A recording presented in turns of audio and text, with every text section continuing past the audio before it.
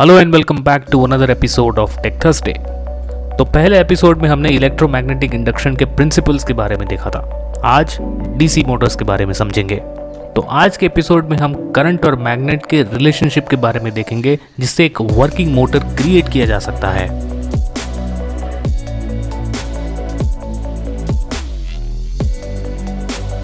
तो आज हम जानेंगे डीसी इलेक्ट्रिक मोटर थियरी के बारे में।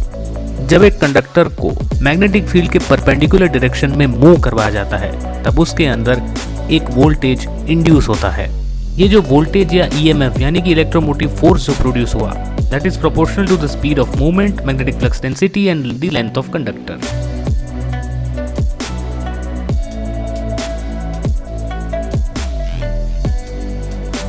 अब इसी चीज के फ्लिप साइड में अगर हम कंडक्टर में एक वोल्टेज अप्लाई कर दे उसी सेम परपेंडिकुलर मैग्नेटिक फील्ड में, तो एक फोर्स अप्लाई होगा जिससे कि कंडक्टर मूव करेगा।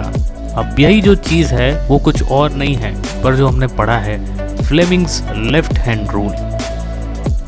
अब फ्लेमिंग्स लेफ्ट हैंड रूल के अनुसार अपनी फिंगर्स को पॉइंट करेंगे तो पहली फिंगर जो है वो मैग्नेटिक फील्ड डिनोट करेगी, दूसरी है वो डायरेक्शन ऑफ करंट फ्लो बताएगी, और तीसरा जो थंब है वो मूवमेंट इंट्रोड्यूस करेगा। चलिए इसी के ऊपर से हम मानते हैं कि हमारे पास एक स्टेशनरी मैग्नेटिक फील्ड है और दो कंडक्टर्स है जिसमें करंट फ्लो कर रहा है ऑपोजिट डायरेक्शन में। इसी केस में एक ऊपर की साइड पुल होगा और दूसरा नीचे की साइड पुल होगा।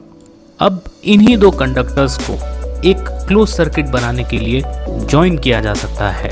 तो अब जब कंडक्टर्स क्लोज सर्किट में आ जाएंगे, तब जो दो ऑपोजिंग फोर्सेस है वो इस लूप को रोटेट करवाएंगे, यानी कि ये घूमेगा। पर हाँ, स्टार कंडीशन अप्लाई, ये तब तक ही होगा जब तक कि ये जो लूप है मैग्नेटिक फील्ड के परपेंडिकुलर है, उसके अलावा नहीं होगा। पर इसका भी एक सोल्यूशन है। अगर आप चाहते हैं कि ये जो कंडक्टर है वो कंटिन्यूसली रोटेट करे, तो हमें करंट की डायरेक्शन कंटिन्यूसली चेंज करती रहनी पड़ेगी। और ये कंडीशन हम अचीव करते हैं एक डिवाइस की मदद से जिसका नाम है commutator. It is used in Motors.